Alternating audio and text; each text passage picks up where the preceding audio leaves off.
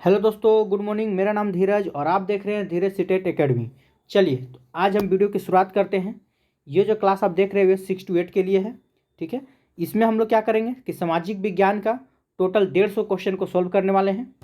अगर आपको इसका PDF चाहिए इस वीडियो का, ठीक है, यानी 6 to 8 का अगर आप तैयारी कर रहे हैं तो अगर आपको इसका PDF चाहिए तो उसके लिए आपको क्या करना होगा, तो हमारे इस वीडियो के डिस्क्रिप्शन में टेलीग्राम का लिंक दिया हुआ है, आप वहाँ से जाके टेलीग्राम ज्वाइन कर सकते हैं। और इसका PDF, ठीक है, आपको रात में 8 बजे, ठीक है, प्रत्येक दिन रात में 8 बजे इसका PDF टेलीग्राम पे डाल दिया जाता है। आप वहाँ से सेट बना सकते हैं और सेट बनाने के बाद आप अगला दिन शाम 4 बजे सेट मिला सकते हैं। ठीक है, तो ये रुक्मणी का एकदम नया सेट है, ये नहीं कि आपको पुराना वाला हम चला रहे हैं। ठीक है, तो ये आपका नया वाला है और उम्मीद करते हैं कि 17-18 तारीख से हम लोग इडुटेरिया का सेट शुरू करने जा रहे हैं। ठीक है, उम्मीद है कि 17 से ही शायद शुरू हो जाएगा। इडुटेरिया का सेट शुरू होने वाला है, तो इसको जितना जल्दी हम लोग ख़त्म करके फिर हम इडुटेरिया की ओर चलेंगे। तो चलिए, तो ज़्यादा आपका हम समय बर्बाद नहीं करना चाहते हैं और वीडियो की शुरुआत करते हैं। आइए, तो देखिए ये आपका यहाँ से हिंदी है। ठीक है, हिंदी और इंग्लिश आपका 30 नंबर का होगा। तो इसमें जो होगा ये तो आप समझ ही रहे हैं, डेली तो बताने की जरूरत नहीं है। आइए, तो सबसे पहले हम लोग पार्ट 2 की ओर शुरू करते हैं। ठीक है, पार्ट 2 में क्या है, तो ये आपका 40 नंबर है। ये सामान्य अध्ययन है, ये सबका सेम होगा, चाहे आप TGT की तैयारी कर रहे हैं या PGT का तैयारी कर रहे हैं। ठीक है, ये प्रश्न आपका सबका सेम होगा। तो ये प्रश्न को अगर आप TGT के विद्यार्थी तो आप देख सकते हैं। आइए, तो पहला प्रश्न क्या है, चलिए शुरू करते हैं। तो पहला प्रश्न है आपका कि भारतीय मानक समय की याम्योत्तर मानक समय रेखा निम्न में से किस राज्य से गुजरती है। ठीक है, तो ये जो है मानक याम्योत्तर रेखा किस राज्य से होकर गुजरती है, तो इसका राइट आंसर क्या हो जाएगा। आइए, तो इसका राइट आंसर हो जाएगा आपका, ठीक है, आंध्र प्रदेश से भी होकर गुजरती है, छत्तीसगढ़ से भी होकर गुजरती है और महाराष्ट्र से होकर भी गुजरती है। तो इसका राइट आंसर हो जाएगा 1 से अधिक। ठीक है, ऑप्शन नंबर क्या हो जाएगा, 1 से अधिक हो जाएगा। चलिए, सॉरी यहाँ पे थोड़ा सा गलत हो गया है, महाराष्ट्र से होकर नहीं गुजरेगा, बाकी आपका आंध्र प्रदेश छत्तीसगढ़ से होकर गुजरेगा। ठीक है, मध्य प्रदेश भी हो जाएगा और उड़ीसा भी हो जाएगा। चलिए अगला क्वेश्चन को चलते हैं, क्वेश्चन नंबर 32 में क्या है, थोड़ा सा जूम कर लेते हैं। चलिए, निम्न में से किस राज्य समूह की सीमा बांग्लादेश से नहीं मिलती है। देखिए यहाँ पे आपसे पूछ रहा है जो बांग्लादेश से नहीं मिलती है, तो इसका राइट आंसर क्या हो जाएगा 32 का, तो ये हो जाएगा ऑप्शन नंबर आपका C। ठीक है, त्रिपुरा, मिजोरम और मणिपुर, इसकी जो सीमा है बांग्लादेश से नहीं मिलती है। चलिए क्वेश्चन नंबर 33 की ओर चलते हैं। 33 में क्या है कि पूर्वी घाट, ठीक है, कौन सी पहाड़ी तमिलनाडु में स्थित है, कि पूर्वी घाट का कौन सा पहाड़ी जो है तमिलनाडु में स्थित है। तो इसका राइट आंसर क्या हो जाएगा, आइए, तो इसका राइट आंसर हो जाएगा आपका, ठीक है, उपयुक्त में से 1 से अधिक। ये तीनों का तीनों जो है, जैसे कि जावादी पहाड़ी, ठीक है, शिवराय की पहाड़ी और पालगोंडा की पहाड़ी, ये पूरा का पूरा आपका पूर्वी घाट तमिलनाडु में स्थित है। ठीक है, तो इसका राइट आंसर हो जाएगा ऑप्शन नंबर D। चलिए क्वेश्चन नंबर 34 की ओर चलते हैं। 34 में क्या है कि MCT मेन सेंट्रल थर्स्ट निम्न में से किसके बीच अवस्थित है। ठीक है, तो ये किसके बीच अवस्थित है, तो इसका राइट आंसर क्या हो जाएगा, वृहद हिमालय या बोल सकते हैं एवं लघु हिमालय के बीच में अवस्थित है। चलिए क्वेश्चन नंबर 35 की ओर चलते हैं। आइए, भारत में, ठीक है, निम्नांकित रामसागर स्थल एवं संबंधित राज्य के रूप में कौन सी सुमिलित है। ठीक है, तो कौन सुमिलित है, आइए देखते हैं। तो देखिए वेवनाद आंध्र भूमि, ये तमिलनाडु में है, तो ये आपका गलत हो जाएगा, ये तमिलनाडु में नहीं है, ये कहाँ है, तो याद रखिए ये आपका केरल में है। ठीक है, ये कहाँ है, तो केरल में है। चलिए, कोलेरू झील, क्या ये केरल में है, तो ये भी आपका गलत है, नहीं, कोलेरू झील कहाँ है, तो आंध्र प्रदेश में है, ये आपको याद रखना होगा। कोलेरू झील कहाँ है, तो आंध्र प्रदेश में है। ठीक है, चलिए, रुद्र सागर झील ये असम में है, तो ये भी आपका गलत है, रुद्र सागर झील असम में नहीं है, ये कहाँ है, तो ये आपका हो जाएगा त्रिपुरा में। ठीक है, रुद्र सागर झील कहाँ है, तो त्रिपुरा में है। ठीक है, चलिए, तो इसका राइट आंसर क्या हो जाएगा, उन उपयुक्त में से कोई नहीं। ठीक है, चलिए क्वेश्चन नंबर 36 की ओर चलते हैं। 36 में क्या है, देखिए बोल रहा है कि जूट से संबंधित सही तथ्य की पहचान करें। जूट से संबंधित, आइए देखते हैं क्या क्या हो जाएगा इसका।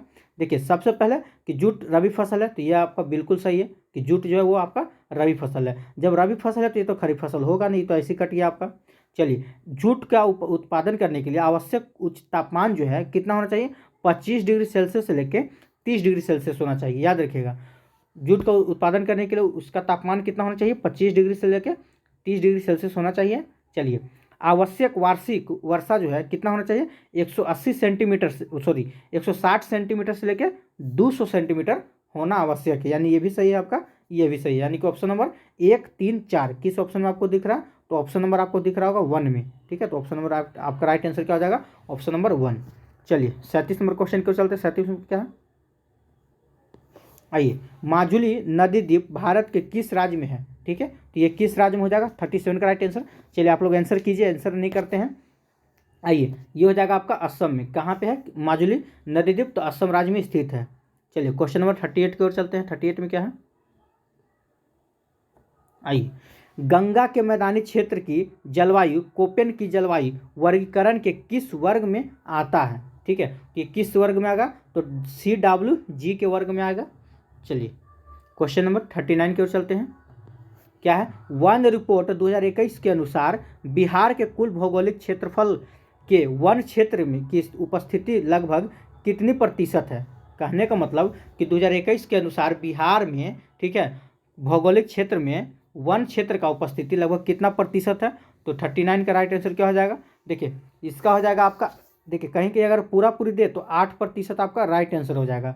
पूरा पूरी देगा तो 8%। अगर पॉइंट की बात करें, ठीक है, तो पॉइंट में भी आप याद रखिएगा 7.84%। ठीक है, पॉइंट की अगर बात करें तो 7.84% वन क्षेत्र है। ठीक है, तो इसमें आपका ऑप्शन नहीं दिया हुआ है, तो इसका राइट आंसर क्या हो जाएगा, उपयुक्त में से कोई नहीं। ठीक है, चलिए क्वेश्चन नंबर 40 की ओर चलते हैं। 40 में क्या है, आइए, सिख धर्म के प्रवर्तक गुरु नानक देव जी के जन्म से संबंधित निम्न में से कौन तथ्य सही है। देखिए सही आपसे पूछा जा रहा है, चलिए देखते हैं।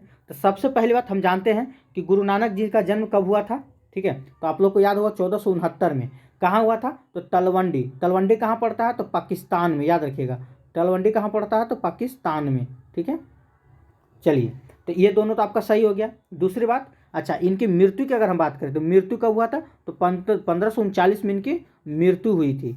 गुरु नानक साहब जो सिख के प्रथम गुरु थे, कौन, गुरु नानक, इनकी मृत्यु कब हुआ था, 1539 में। ठीक है, चलिए कहाँ हुआ था अगर ये जानना है तो लिख लीजिए करतारपुर।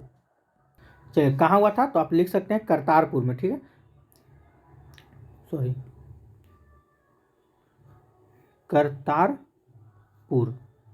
करतारपुर में इनकी मृत्यु हुई थी। कब हुई थी, 1539 में। जन्म 1469 में। कहाँ, तलवंडी। तलवंडी कहाँ पड़ता है, तो पाकिस्तान में। तो इसका राइट आंसर क्या हो जाएगा, 1 सही, 3 सही, 4 सही, यानी कि उपयुक्त में से 1 से अधिक इसका राइट आंसर हो जाएगा। चलिए क्वेश्चन नंबर 41 की ओर चलते हैं। 41 में क्या है, अगर वीडियो आपको अच्छा लग रहा होगा तो वीडियो को लाइक कीजिएगा। चैनल को अभी तक आप सब्सक्राइब नहीं किए तो चैनल को सब्सक्राइब कर लीजिएगा। प्रत्येक रात हम लोग रात में 8 बजे, ठीक है, प्रत्येक दिन रात 8 बजे आपको PDF इसका, इस वीडियो का PDF या आने वाला, ठीक है, अगर आपको चाहिए कि नहीं कल कौन सा सेट होने वाला है, तो कल सेट नंबर 5 होगा, उसका PDF अगर आपको चाहिए तो इस वीडियो के लिंक, डिस्क्रिप्शन लिंक में हम टेलीग्राम का लिंक डाल दिए हैं। आप वहाँ से जाके टेलीग्राम ग्रुप को ज्वाइन कर सकते हैं और रात 8 बजे, ठीक है, आप PDF प्राप्त कर सकते हैं। चलिए क्वेश्चन नंबर 41 देखते हैं। क्या है कि निम्न में से किस शर्त पर बंगाल का गवर्नर जनरल बना कि गवर्नर जनरल के साथ साथ प्रधान सेनापति की शक्ति भी वह धारण करेगा। ठीक है, तो कौन सा शर्त था इसकी, इसने 41 का राइट आंसर क्या हो जाएगा, तो लॉर्ड कॉर्नवालिस। ठीक है, चलिए अगला क्वेश्चन देखते हैं। क्वेश्चन नंबर 42 में क्या है कि निम्न में से किसे, ठीक है, लोकहितवादी उपनाम से भी जाना जाता है। तो लोकहितवादी के उपनाम से किसे जाना जाता है, तो गोपाल हरि देशमुख को जाना जाता है। ठीक है, चलिए क्वेश्चन नंबर 43 की ओर चलते हैं। 43 में क्या है कि बंगाल में धर्म सभा नामक संगठन के संस्थापक कौन थे। तो बंगाल में धर्म सभा नामक संगठन के संस्थापक कौन थे, तो इसका राइट आंसर क्या हो जाएगा 43 का, ये हो जाएगा आपका राधा कांत देव। ठीक है, कौन थे, तो राधा कांत देव थे। चलिए नेक्स्ट क्वेश्चन की ओर चलते हैं। क्वेश्चन नंबर 44, आइए, बोल रहा है कि निम्न में से कालक्रम के आधार पर पहले के बाद के क्रम में बताइए। ठीक है, तो इसका राइट आंसर क्या हो जाएगा, तो देखिए इसका राइट आंसर हो जाएगा सबसे पहले नेहरू रिपोर्ट। ठीक है, फिर हो जाएगा जिन्ना का 14 सूत्री विभाजन, फिर गांधी जी की सूत्री, यानी कि 2-1-3। तो 2-1-3 ऑप्शन नंबर सी आपका करेक्ट आंसर हो जाएगा। चलिए क्वेश्चन नंबर 45 की ओर चलते हैं।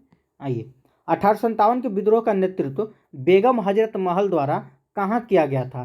ठीक है, देखिए अगर 1857 से ये यहाँ से एक पॉइंट या एक क्वेश्चन पूछ लिया जाता है 1857 की क्रांति से कि कौन कहाँ से नेतृत्व कर रहा था। ठीक है, तो यहाँ आपसे पूछाएगा कि हजरत बेगम जो थे, बेगम हजरत महल, ये कहाँ से कर रहे थे? तो याद रखिए ये लखनऊ से कर रहे थे। ठीक है, चलिए नेक्स्ट क्वेश्चन को चलते हैं। क्वेश्चन नंबर 46 में क्या है कि भारतीय स्वतंत्रता संग्राम के क्रांतिकारी घटनाओं में काकोरी कांड कब की घटना थी?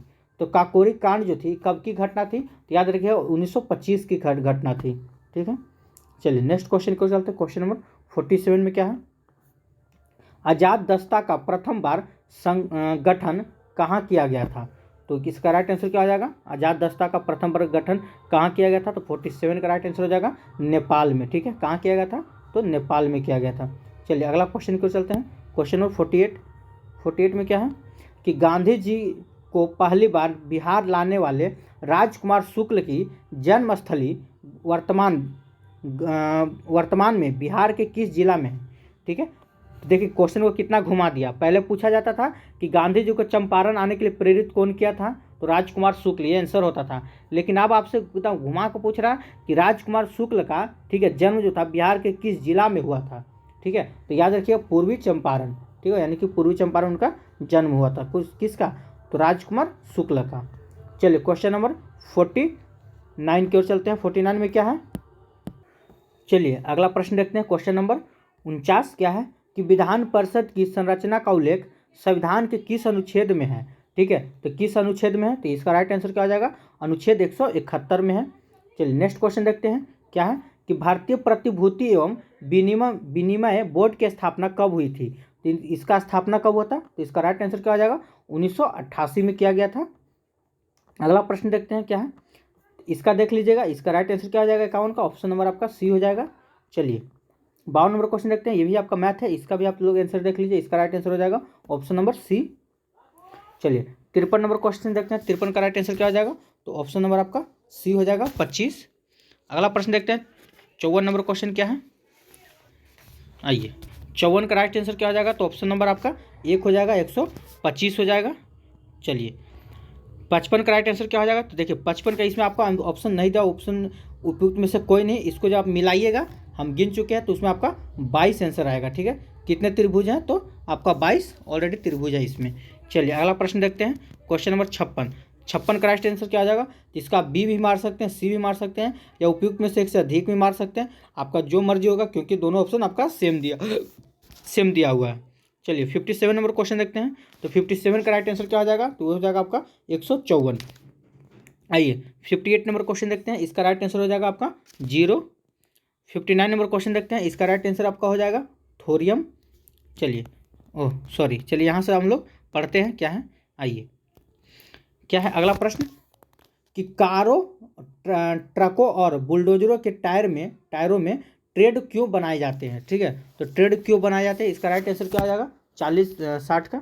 आइए तो इसका आपका राइट आंसर हो जाएगा ऑप्शन नंबर सी, घर्षण को बढ़ने और सड़क पर बेहतर पकड़ प्रदान करने के लिए बनाए जाते हैं। ठीक है, चलिए क्वेश्चन नंबर 61 की ओर चलते हैं। 61 में पूछा जा रहा है निम्न में से कौन सा तथ्य, ठीक है, सुनामी से संबंधित है? तो सुनामी से कौन सा तथ्य संबंधित है? तो इसका राइट आंसर क्या हो जाएगा? तो इसका आपका हो जाएगा ऑप्शन नंबर, देख लीजिए, उपयुक्त में से एक से अधिक हो जाएगा। ठीक है, चलिए 62 नंबर क्वेश्चन की ओर चलते हैं। 62 में क्या है? चुंबकीय फ्लक्स की इकाई क्या होती है? तो सबको पता होगा चुंबकीय फ्लक्स की इकाई क्या होता है, तो वेबर होता है आपका। अगला प्रश्न की ओर चलते हैं। Question number 63। देखिए 63 में क्या है कि इनमें से किसका उपयोग कैंसर के उपचार में किया जाता है? ठीक है, तो किसका उपयोग किया जाता है? तो इसका राइट आंसर क्या हो जाएगा? देखिए इसमें आपका ऑप्शन नहीं दिया हुआ। ठीक है, इसमें नहीं दिया, तो इसका राइट आंसर हो जाएगा ऑप्शन नंबर आपका ई। वैसे हम आपको लिखवा देते हैं, आप लिख लीजिए। ठीक है, तो क्या हो जाएगा? कोबाल्ट। ठीक है, क्या हो जाएगा?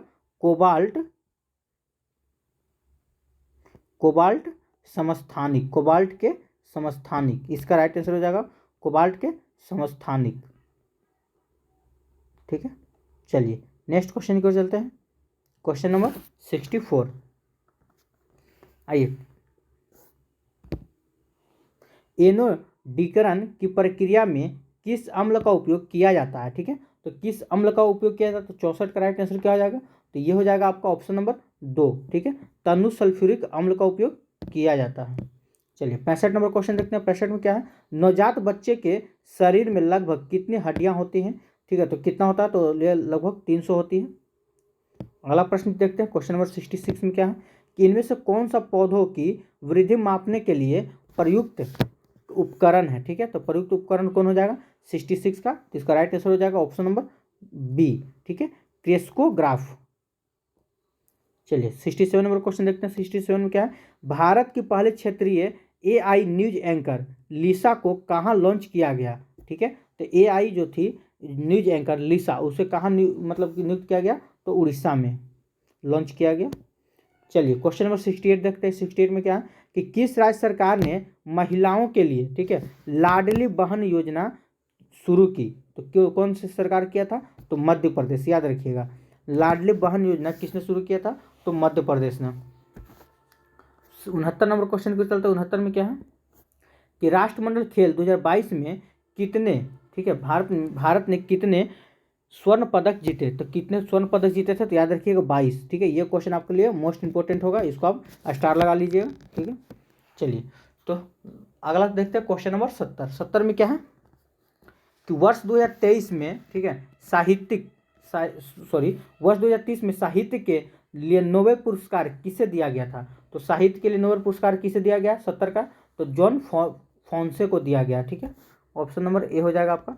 चलिए तो यहाँ तक हम लोग का जो था वो कॉमन था सबके लिए 40 नंबर, वो हम लोग खत्म कर चुके हैं। अब यहाँ से जो आपका शुरू होने वाला है, ठीक है, वो आपका सब्जेक्ट होगा, पूरा का पूरा आपका हिस्ट्री, ज्योग्राफी, इकोनॉमिक्स और पॉलिटी देखने को मिलेंगे, ठीक है। चलिए तो शुरुआत करते हैं, आइए पार्ट 3, ठीक है। पहला प्रश्न है कि कौन सा शब्द बड़े पत्थरों से निर्मित या उनसे, ठीक है, युक्त स्मारकों से संबंधित है, तो कौन सा हो जाएगा, तो महापाषाण काल हो जाएगा आपका।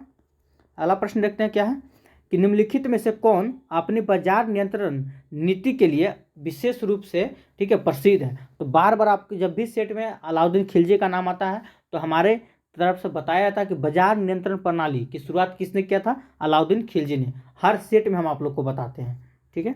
चलिए 73 हो गया, 72 हो गया। चलते हैं क्वेश्चन नंबर 73 की ओर, आइए। क्या है, 1817 ईस्वी के पाइक विद्रोह का नेतृत्व निम्नलिखित में से किसने किया था, ठीक है। तो 1817 के ईस्वी के पाइक विद्रोह का नेतृत्व किसने किया था, तो याद रखिएगा बख्शी जगबंधु विद्याधर, ठीक है। चलिए क्वेश्चन नंबर 74 के चलते हैं। 74 में क्या है कि राजा रुद्रदामन डैश वंश से संबंधित थे, तो राजा रुद्रदामन जो थे किस वंश से संबंधित है, तो शक वंश से।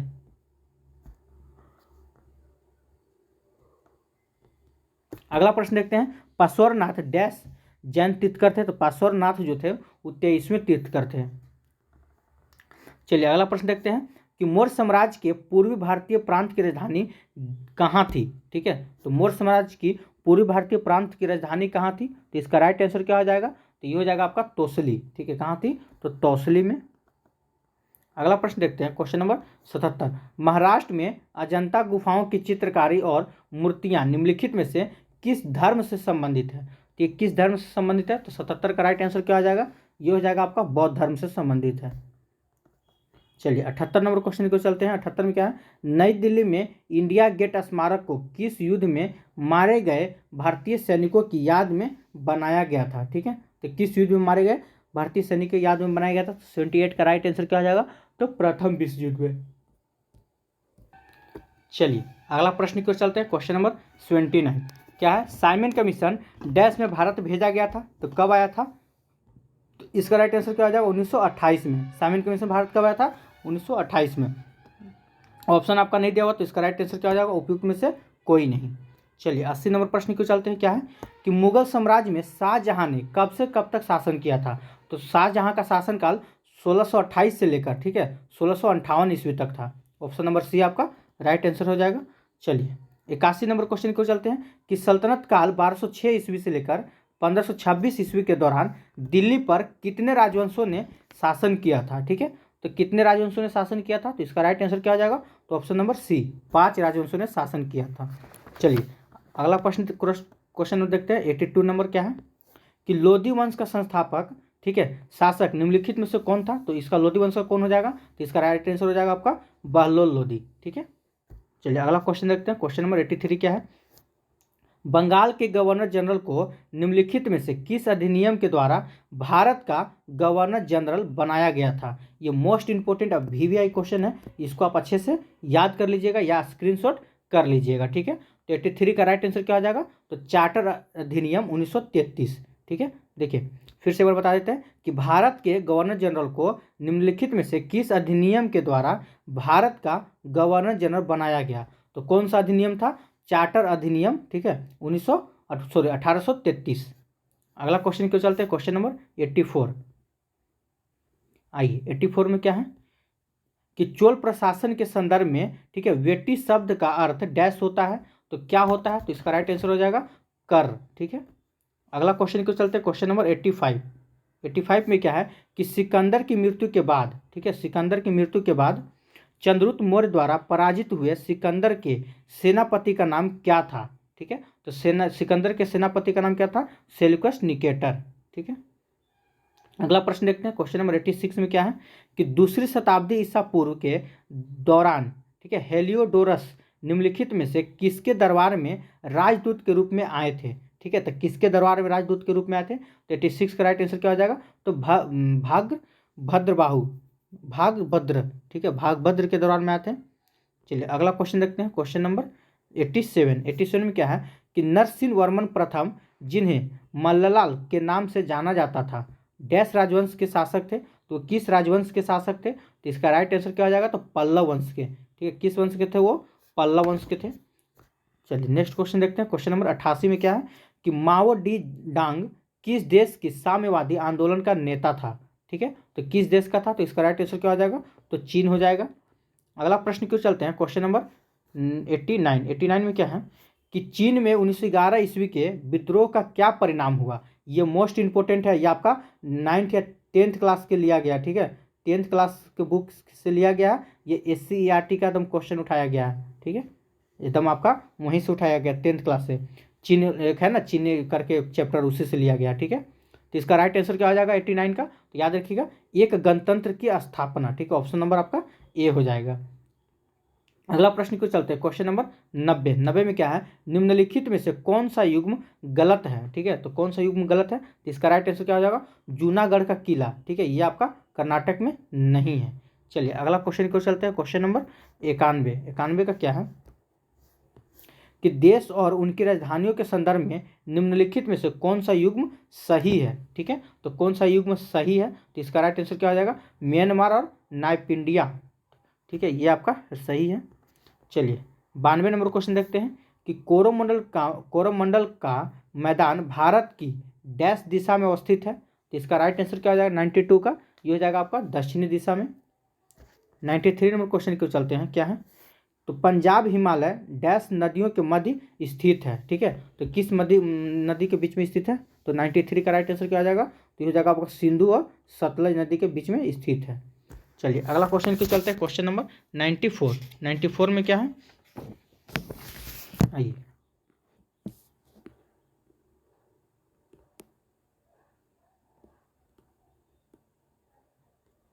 कि अंडमान एवं निकोबार द्वीप समूह बंगाल की खाड़ी में भारतीय मुख्य भूमि के डैश में स्थित है। तो भारत की मुख्य भूमि से किधर स्थित है? तो इसका राइट आंसर क्या हो जाएगा? 94 का, तो ये हो जाएगा आपका दक्षिण पूर्व में। ठीक है, देखिए अंडमान निकोबार द्वीप समूह कहाँ है, तो हम आपको बता देते हैं। एक मिनट, मैप समझिएगा।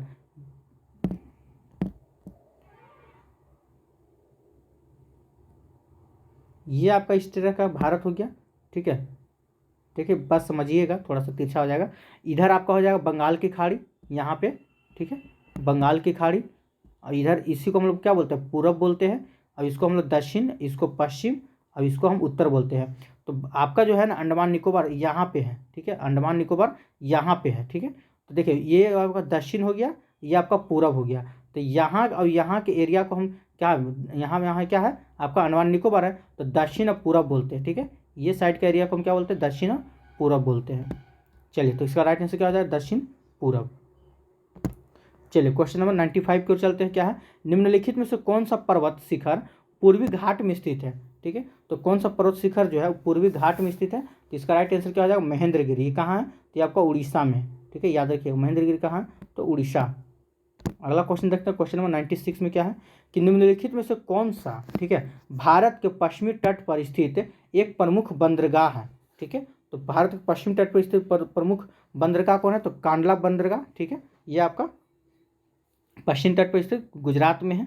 अगला क्वेश्चन देखते हैं, क्वेश्चन नंबर 97 में क्या है, मियंडर का, ठीक है, मियंडर नाम का भूभाग किसके द्वारा होता है, ठीक है, किसके द्वारा बना होता है, तो इसका राइट आंसर क्या हो जाएगा, 97 का, तो ये हो जाएगा आपका नदी के द्वारा। अगला प्रश्न देखते हैं, क्वेश्चन नंबर 98 में क्या है कि मूसी नदी निम्नलिखित में से किस नदी की सहायक नदी में से एक है, ठीक है। तो 98 का राइट आंसर क्या हो जाएगा, तो ये आपका हो जाएगा कृष्णा नदी। अगला प्रश्न देखते हैं, क्वेश्चन नंबर 99 की ओर कि निम्नलिखित में से कौन सी पर्वत श्रृंखला दक्षिण अमेरिका में स्थित है, ठीक है। तो कौन सी पर्वत श्रृंखला जो है दक्षिण अमेरिका में स्थित है, तो इसका राइट आंसर क्या हो जाएगा, 99 का, तो एंडीज। अगला प्रश्न देखते हैं, क्वेश्चन नंबर 100 में क्या है कि उत्तरी गोलार्ध में ग्रीष्मकालीन संक्रांति डैश के महीने में होती है, ठीक है। तो किस महीने में होती है, तो ये आपका जून के महीने में होती है। अगला प्रश्न देखते हैं, क्वेश्चन नंबर 101 में क्या है कि कौन सी झील एक गड्ढे से बनी है जिसका निर्माण उल्का पिंड गिरने से हुआ था, ठीक है। तो किसका 101 का राइट आंसर क्या हो जाएगा, तो लोनार झील, ठीक है। चलिए ये कहाँ है, तो महाराष्ट्र में, याद रखिएगा लोनार झील कहाँ है, तो महाराष्ट्र में। अगला प्रश्न देखते हैं, क्वेश्चन नंबर 102 में कि कौन सी झील श्रीहरिकोटा द्वीप द्वारा बंगाल की खाड़ी से अलग होती है, ठीक है। तो कौन सा झील अलग होती है, तो 102 का राइट आंसर क्या हो जाएगा, तो पुलिकट झील, ठीक है। चलिए नेक्स्ट क्वेश्चन देखते हैं, क्वेश्चन नंबर 103 में क्या है तो कोलेरू झील की निम्नलिखित में से किस राज्य में है, तो ये आपका कहाँ हो जाएगा, तो ये आपका हो जाएगा 103 का आंध्र प्रदेश में। अभी जस्ट ऊपर हम आपको बताए थे कोलेरू झील कहाँ है, तो आंध्र प्रदेश में। 104 नंबर क्वेश्चन देखते हैं, 104 में क्या, कृष्णराज सागर बांध को किस नदी पर बनाया गया, ठीक है। तो इसका राइट आंसर क्या हो जाएगा 104 का, कावेरी नदी पर बनाया गया। चलिए 105 नंबर क्वेश्चन की ओर आते हैं, 105 में क्या है,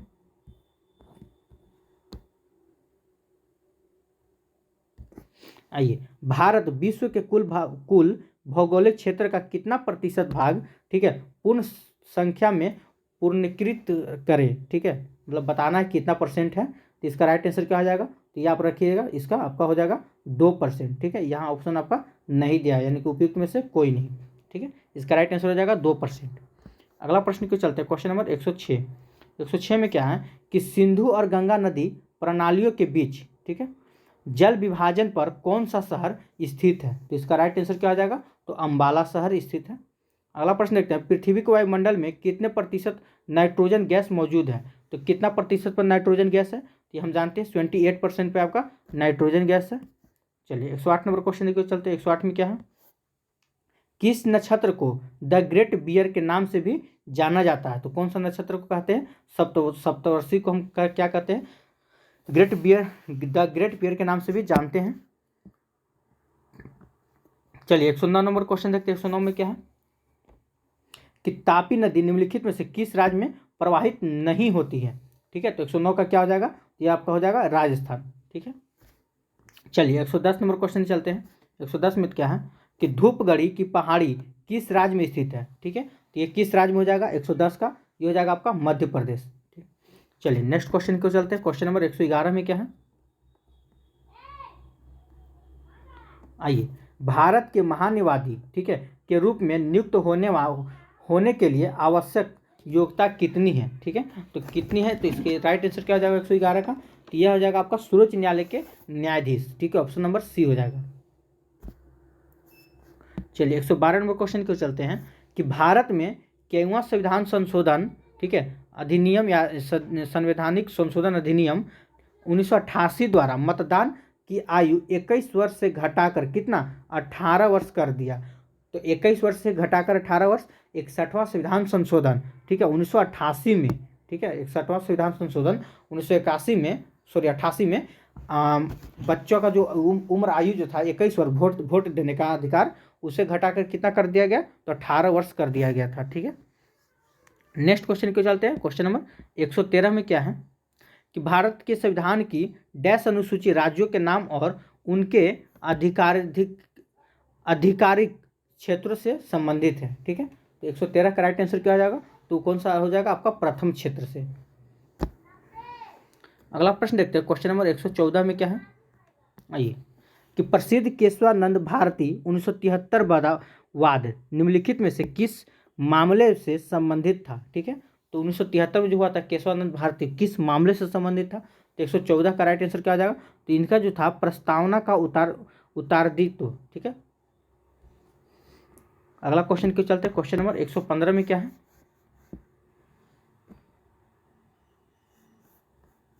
चलिए, भारतीय दंड संहिता की धारा, ठीक है, कितना आत्महत्या के दुष्प्रेरणा से संबंधित है। ठीक है, तो कौन सा हो जाएगा, तो 306 हो जाएगा आपका।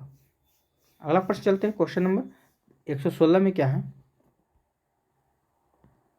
कि भारत के संविधान का अनुच्छेद 19 का आई का डी किससे संबंधित है। ठीक है, तो 116 का किससे हो जाएगा, तो ये बोलता है कि समस्त भारतीय क्षेत्र में स्वतंत्रता पूर्वक आवागमन का अधिकार है आपको। ठीक है, कहीं भी आ जा सकते हैं, घूमने फिरने की आज़ादी देता है अनुच्छेद डी, 19 का डी। चलिए 117 नंबर क्वेश्चन देखते हैं, कि संविधान बनने के लिए संविधान सभा में कितनी समितियां बनाई गई थी। ठीक है, तो कितनी समितियां बनाई गई थी, तो ये आपका हो जाएगा 13 समितियां बनाई गई थी। 118 नंबर क्वेश्चन देखते हैं, क्या है, निम्नलिखित में से किस वर्ष में भारत की अंतरिम सरकार का नवनिर्वाचित संविधान सभा द्वारा निर्माण किया गया था। ठीक है, तो क्या हो जाएगा 118 का, इसका राइट आंसर हो जाएगा आपका ऑप्शन नंबर 1, 1946 में। ठीक है, चलिए 119 नंबर क्वेश्चन क्यों चलते हैं, 119 में क्या है, कि किस संविधान संशोधन के साथ राष्ट्रीय राजधानी क्षेत्र अधिनियम 1991 के अधिनियम को लागू करने के बाद राजधानी दिल्ली में एक विधानसभा का गठन किया गया था। ठीक है, तो 119 का राइट आंसर क्या हो जाएगा, तो 69वां संविधान संशोधन के द्वारा। ठीक है, 1991 के द्वारा। चलिए क्वेश्चन नंबर 120 देखते हैं,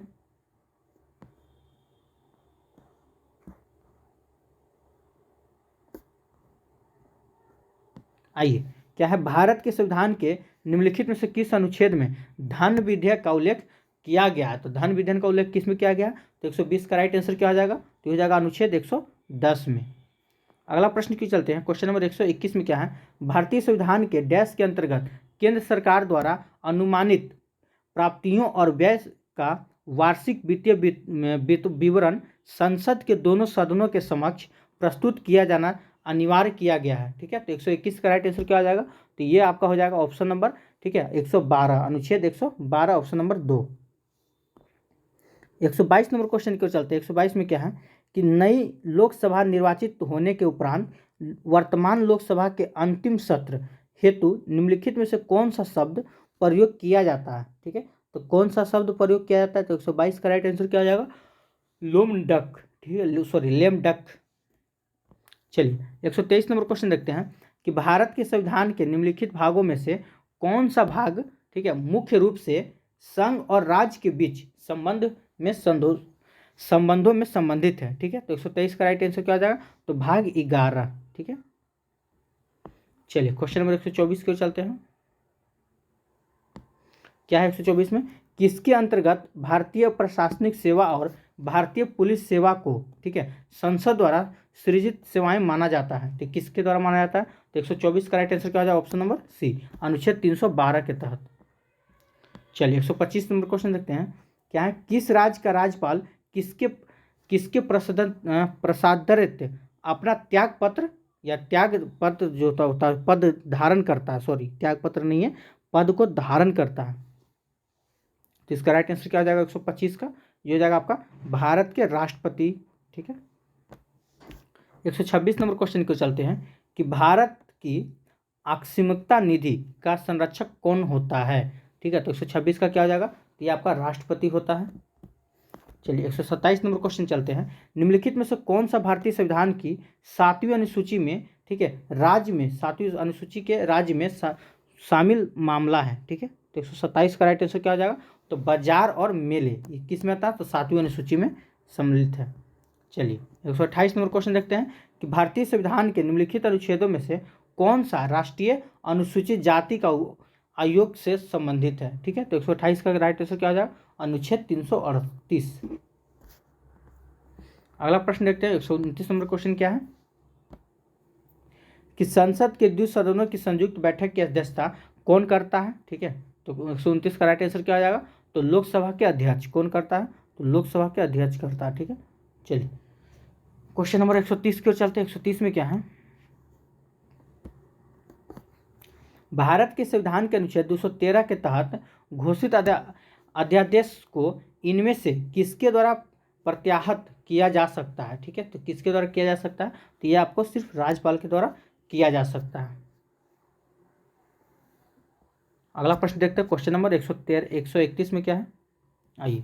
रंगराजन आयोग की सिफारिश के आधार पर एक अधिसूचना द्वारा 2005 में निम्नलिखित में से किसकी स्थापना की गई थी, ठीक है। तो 131 का राइट आंसर क्या आ जाएगा, ऑप्शन नंबर सी, राष्ट्रीय सांख्यिकी आयोग। चलिए 132 नंबर क्वेश्चन को चलते। 132 में क्या है कि केंद्रीय सांख्यिकी संगठन द्वारा, ठीक है, आधार पर औद्योगिक उत्पादन सूचांक की गणना की जाती है और इसे प्रकाशित किया जाता है, ठीक है। तो 132 का राइट आंसर क्या आ जाएगा, तो मासिक के द्वारा। अगला प्रश्न को चलते हैं, क्वेश्चन नंबर 133 क्या है कि विदेशी मुद्रा आरक्षित भंडारों के प्रबंधन पर लागू कानून, ठीक है, लागू कानूनी प्रावधान भारतीय रिजर्व बैंक अधिनियम डैश में पारित निर्धारित किया गया था। तो 133 का राइट आंसर क्या हो जाएगा, ये हो जाएगा आपका 1934 में, ठीक है। कब किया गया था, तो 1934 में इसे निर्धारित किया गया था, ठीक है। चलिए नेक्स्ट क्वेश्चन को चलते हैं, क्वेश्चन नंबर 34।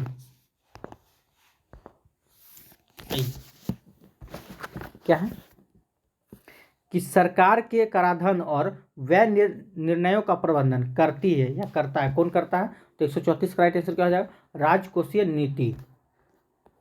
135 नंबर क्वेश्चन देखते हैं, भारतीय रिजर्व बैंक द्वारा लीड बैंक योजना की शुरुआत, ठीक है, किस वर्ष की गई थी, ठीक है। तो 135 का राइट आंसर क्या हो जाएगा, 1969। नेक्स्ट क्वेश्चन के चलते हैं, क्वेश्चन नंबर 136। चलिए क्या है कि आरबीआई अधिनियम 1934 की अनुसूची के अंतर्गत शामिल बैंकों की अनुसूची वाणिज्य बैंक कहा जाता है, ठीक है। तो कब से, तो कौन सा इसको किया जाता है, अनुसूची के अंतर्गत आता है 136 का, तो ये याद रखिएगा दूसरी अनुसूची के तहत, ठीक है। चलिए 137 नंबर क्वेश्चन देखते हैं कि भारतीय रिजर्व बैंक की मौद्रिक नीति समिति, ठीक है, में कितने सदस्य होते हैं, ठीक है। तो 137 का राइट आंसर क्या आ जाएगा, जो हो जाएगा आपका ऑप्शन नंबर बी, 6 सदस्य होते हैं। अगला प्रश्न क्यों चलता है, क्वेश्चन नंबर 138, कौन सी वस्तुएं आवश्यक वस्तु अधिनियम 1955 में सम्मिलित नहीं है, ठीक है। तो कौन सा नहीं है, तो 138 का राइट आंसर क्या हो जाएगा, ये हो जाएगा ऑप्शन नंबर आपका 1, ठीक है, लकड़ी का फर्नीचर। चलिए 39 नंबर क्वेश्चन देखते हैं। 39 में क्या है कि कौन सा एक विकल्प गरीबी का सूचक नहीं है, ठीक है। तो कौन सा नहीं है, तो ये याद रखिए, पक्का घर गरीबी का सूचक नहीं है। चलिए 140 नंबर क्वेश्चन देखते हैं कि भारतीय अर्थव्यवस्था की राजकोषीय नीति के संदर्भ में संक्षिप्त शब्द GFCF का पूर्ण रूप क्या होगा, ठीक है। तो 140 का क्या हो जाएगा, तो इसका राइट आंसर हो जाएगा ऑप्शन नंबर 1, ठीक है। क्या है, ग्रॉस फिक्स्ड कैपिटल फॉर्मेशन। चलिए क्वेश्चन नंबर 41 की ओर चलते हैं। क्या है, आरबीआई के मानदंडों के अनुसार लाभदायक लिवरेज अनुपात की में कटौती लागू करने का अर्थ है कि बैंक को डैश पूरी पूंजी आधार पर, ठीक है, उधार दे सकती है। तो 141 का राइट आंसर क्या आ जाएगा, तो समान और समान अधिक। 142 नंबर क्वेश्चन देखते हैं। क्या है कि भारत में पहली बार आर्थिक जनगणना डैश में हुई थी। तो भारत में पहली बार आर्थिक जनगणना कब हुई थी, ये तो सबको पता होना चाहिए, 1977 में पहली बार हुआ था, 1977 में। चलिए 8 प्रश्न और बचे हुए हैं, ज़्यादा नहीं है, ठीक है, इसको भी खत्म करते हैं। आइए, बोलता है कि मुद्रास्फीति जनित मंदी निम्नलिखित में से किसका विशिष्ट संयोजन होती है, ठीक है। तो किसका होती है, तो इसका राइट आंसर क्या हो जाएगा, तो ऑप्शन नंबर सी, अवरुद्ध विकास और बढ़ती हुई मुद्रास्फीति, ठीक है। चलिए 144 नंबर क्वेश्चन देखते हैं।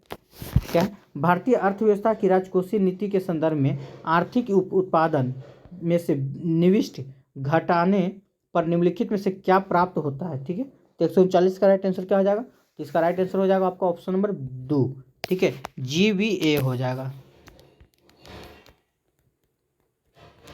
अगला प्रश्न को चलते हैं कि दिवाला और, ठीक है, शोधन अक्षमता संहिता, ठीक है, संशोधन अध्यादेश 2020 के द्वारा दिवाला और शोधन अक्षमता संहिता डैश के संशोधन किया गया था, ठीक है। तो 145 का राइट आंसर क्या आ जाएगा, तो ये हो जाएगा आपका 2016 में। अगला प्रश्न क्यों चलते हैं, क्वेश्चन नंबर 116 में क्या है, 146 में भारतीय शेयर बाजार सूचांक सेक्शंस ने किस वर्ष पहली बार 5000 पॉइंट का आंकड़ा पार किया था, ठीक है। तो किस वर्ष किया था, 146 में क्या हो जाएगा, 1999। अगला प्रश्न क्यों चलता है, क्वेश्चन नंबर 171 क्या है, सॉरी 147 में क्या है कि NEFT वह प्रणाली है जिसमें किसी विशेष समय तक, ठीक है, प्राप्त लेन देन को समूह संशोधित किया जाता है। तो NEFT का पूर्ण रूप क्या होगा, ठीक है। तो 147 का क्या हो जाएगा, ऑप्शन नंबर बी, ठीक है। आइए देख लेते हैं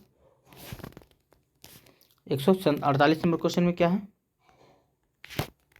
भारत में निम्नलिखित में से कौन सी अवधि स्थिर जनसंख्या वृद्धि की अवधि मानी जाती है, ठीक है। तो क्या हो जाएगा 148 का राइट आंसर, ये हो जाएगा आपका 1921 से लेकर 1951 तक। अगला प्रश्न की चलते हैं, क्वेश्चन नंबर 149 में क्या है, चलिए 49 में है कि कृषि लागत एवं मूल्य आयोग, ठीक है, जिसे पहले कृषि मूल्य आयोग नाम दिया गया था, इसकी स्थापना निम्नलिखित में से किस समय की गई थी। तो 149 का राइट आंसर क्या हो जाएगा, ये हो जाएगा आपका उपयुक्त में से कोई नहीं, आप लिख लीजिएगा। इसकी स्थापना जनवरी 1965 में किया गया था, जनवरी 1965 में किया गया था।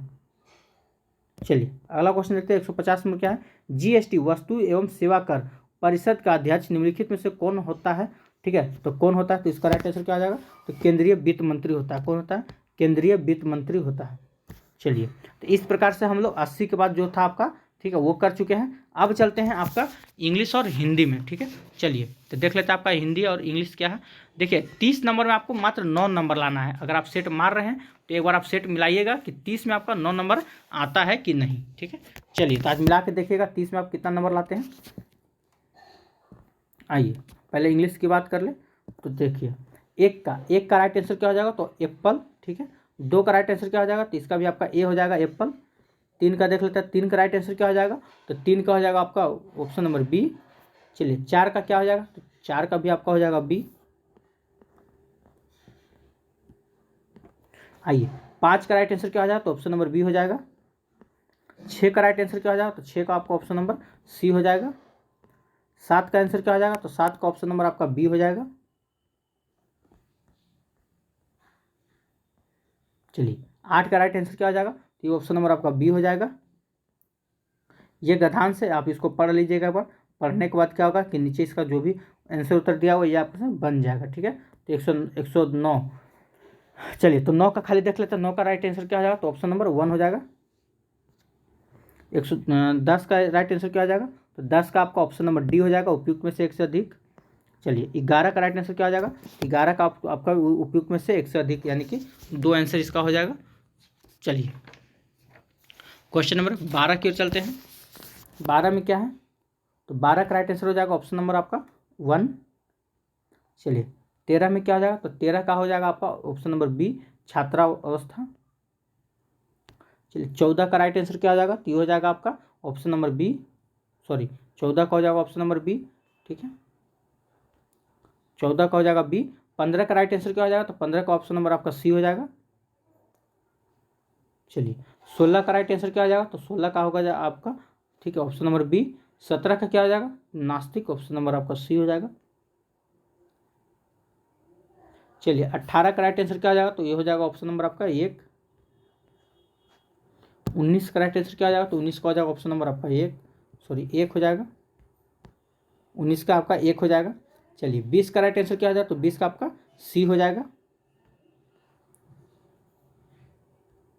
चलिए 21 का राइट आंसर क्या हो जाएगा, तो ऑप्शन नंबर आपका सी हो जाएगा, ठीक है। 22 का राइट आंसर क्या हो जाएगा, तो 22 का आपका हो जाएगा, ठीक है, ये हो जाएगा विवरण चिन्ह, इसी को बोलते हैं। चलिए 23 नंबर क्वेश्चन देखते हैं। 23 में क्या है, 23 का हो जाएगा आपका ऑप्शन नंबर बी, तत्पुरुष। आइए 24 का क्या हो जाएगा, तो 24 का हो जाएगा ऑप्शन नंबर आपका बी।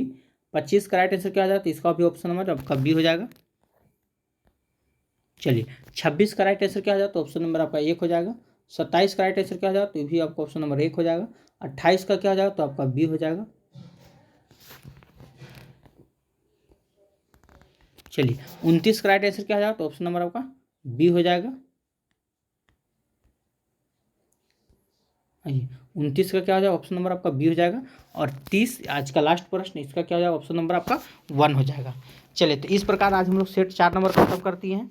कल जो होगा आपका सेट 5 होगा, ठीक है। अगर वीडियो आपको अच्छा लगा हो तो वीडियो को लाइक कीजिएगा। अगर आप हमारे चैनल पर अभी नए जुड़े हैं तो चैनल को सब्सक्राइब कर लीजिए। अब आज रात 8 बजे आपको इस सेट नंबर 5, ये तो आपको ये देख रहे सेट नंबर 4 था, सेट नंबर 5 आज रात 8 बजे, ठीक है, भेज दिया जाता है। चलिए तो आज के लिए इतना ही। जय हिंद, जय भारत।